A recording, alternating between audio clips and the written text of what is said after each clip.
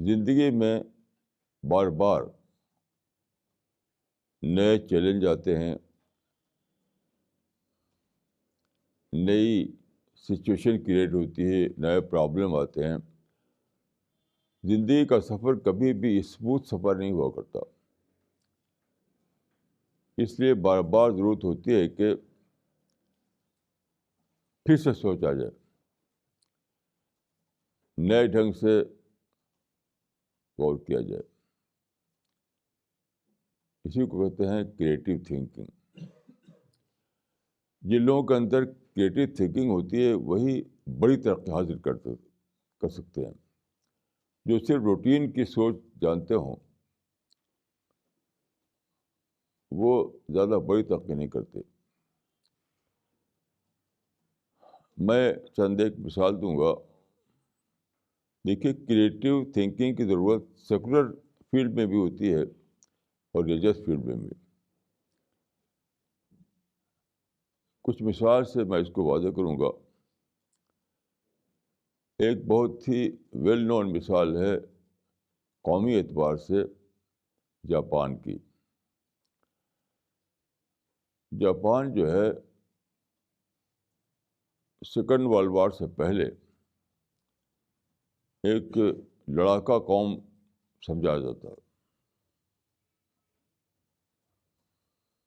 جنگجو قوم تھے وہ لوگ، اور سیکنڈ ورلڈ وار میں انہوں نے بہت کچھ تباہی مچائی. لیکن کیا ہوا، وہ ان کو ڈیفیٹ ہوئی. سیکنڈ ورلڈ وار میں دو گروپ تھے، ایکسس پاورز اور الائڈ پاورز. تو ان کا تعلق ایکسس پاور سے تھا.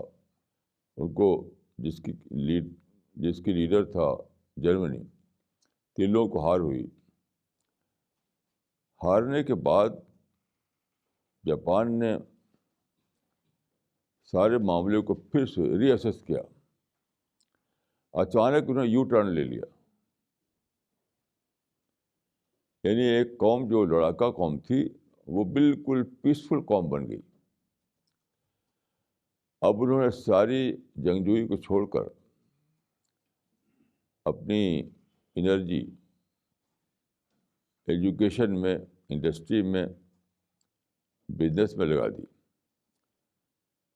اور آپ جانتے ہیں کہ صرف 30 سال کے اندر یہ ہوا کہ جاپان نے ایک نئی ہسٹری بنائی. یعنی وہ اکانومک سپر پاور بن گیا. یہ تھا کریٹو تھنکنگ کا میریکل. اگر جاپان اسی پچھلی سوچ میں رہتا، پھر لڑتا پھرتا رہتا، تو آج تک بھی اس کو ترقی نہ ہوتی. اب میں ایک چھوٹی سی مثال دیتا ہوں.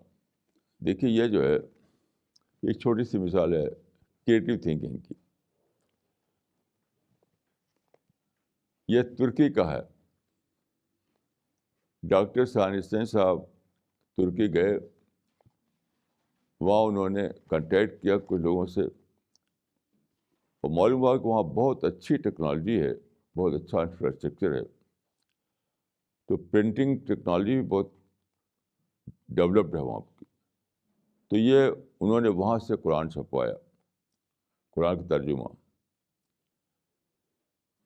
اور وہاں پر بہت ہی زبردست قسم کی ٹورزم انڈسٹری ہے، کیونکہ بہت زیادہ وہاں پر بلڈنگیں ہیں، ہسٹوریکل مونومنٹ ہیں. تو ڈیلی لاکھوں لوگ آتے ہیں وہاں پر یورپ کے. تو وہاں پر ایک مسجد کے، ایک تاریخی مسجد ہے، اس کے امام کو انہوں نے تیار کیا، اور ان کا کہ ہم اپنے یہاں جو ٹورسٹ آتے ہیں ان کو ہی دیں گے فری میں. تو ڈاکٹر ثانیستین صاحب نے تو صرف ان کو یہ دیا تھا، قرآن دیا تھا. انہوں نے کیا کیا، امام صاحب نے اپنی طرف سے یہ بنایا، اور اس میں اس کو رکھ کر کے ایک جگہ انہوں نے لکھ دیا کہ ٹورسٹ کے لیے فری گفٹ. تو اب جو آتا ہے ٹورسٹ وہ اس کو بڑے شوق سے لیتا ہے، کیونکہ پہلے یہ ان کے ذہن میں صرف قرآن تھا، اب یہ ٹورسٹ گفٹ بن گیا. ٹورسٹ لوگ اس طرح کی چیزوں کو بہت پسند کرتے ہیں. تو یہ تھی کریٹیوٹی کہ جو چیز پہلے قرآن تھی ان کی نظر میں، اب وہ ان کی نظر میں بن گئی ٹورسٹ گفٹ. تو بڑے شوق سے لیتے ہیں اور لے کے جاتے ہیں ایسے ہی ہاتھ میں لے کر. یہ ایک چھوٹی سی مثال ہے کریٹیوٹی کی. تو دیکھیے زندگی میں بہت ضروری ہے کہ آپ کے اندر یہ صلاحیت ہو پھر سے سوچنے کی، الگ ڈھنگ سے سوچنے کی، ڈفرینٹ وے میں سوچنے کی. نہیں تو آپ پھنس کر رہ جائیں گے.